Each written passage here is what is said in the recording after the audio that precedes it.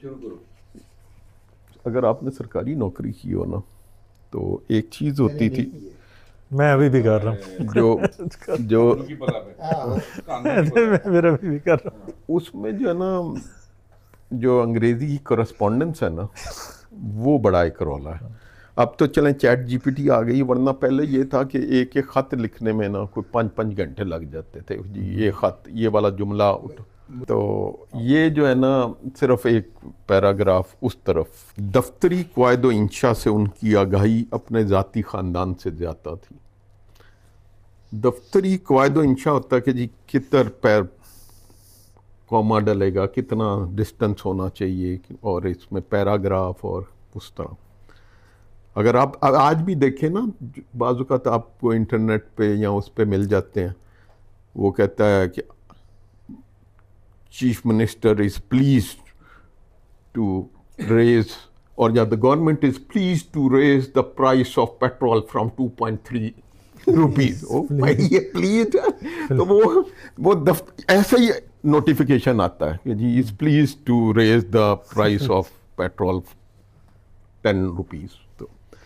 तो दफ्तरी क़वायद इंशा जो है ना, वो फ़र्क है, वो लोग भी फ़र्क हैं, जॉनरा उनका फ़र्क है, वो अफराद फ़र्क हैं। दफ्तरी क़वायद इंशा से उनकी आगाही अपने ज़ाती ख़ानदान से ज़्यादा थी।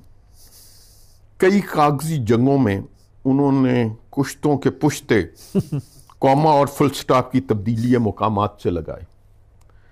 अपनी अंग्रेज़ी का जोम हजरत बहुत रखते थे।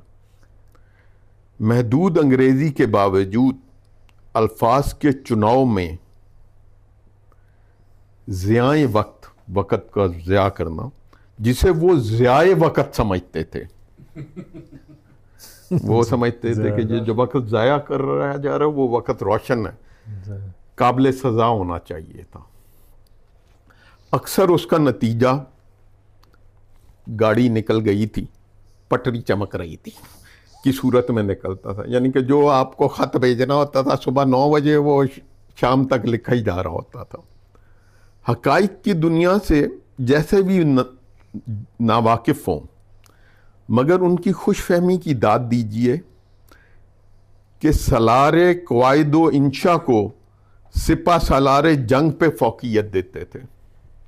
समझते थे कि एक्चुअल जंग से ज़्यादा अहम है कि ये एक आम से दफ्तरी अंग्रेज़ी ख़त को लिखते हुए भी एक एक लफ्ज़ को नापते और तोलते थे कि ऐसे घुमा कर फेंकूंगा कि अगले की नाक ज़ख्मी और दांत बाहर आन पड़ेंगे।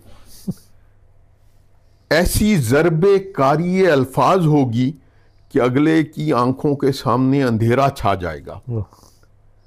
एक लफ्ज़ भारी को उठाते, वापस रखते, अगले की जानिब झपटते, हाथ में लिया, वज़न किया, वापस रखा, एक और की तरफ लपके, नज़र में न जचा, सोचा पहला ही कारगर था, वापसी को लौटे। गर्ज मैदाने अल्फाज के संगरेज़ों को उठाते, जांचते, पलटते, हाथ और दामने ख्याल दोनों ही तार तार हुए, और आखिर में थकन से चूर जो कहा और लिखा ऐसा कि कुछ तो समझे खुदा करे कोई। अक्सर फरमाते कि ख़त ऐसा लिखो कि जाहिल से जाहिल पढ़े तो समझ जाए। गर्ज असलूब जाहिलाना के शदाई थे कि आलिम और जाहिल को एक ही निगाह से देखते थे, यानी जाहिलाना। शुक्रिया।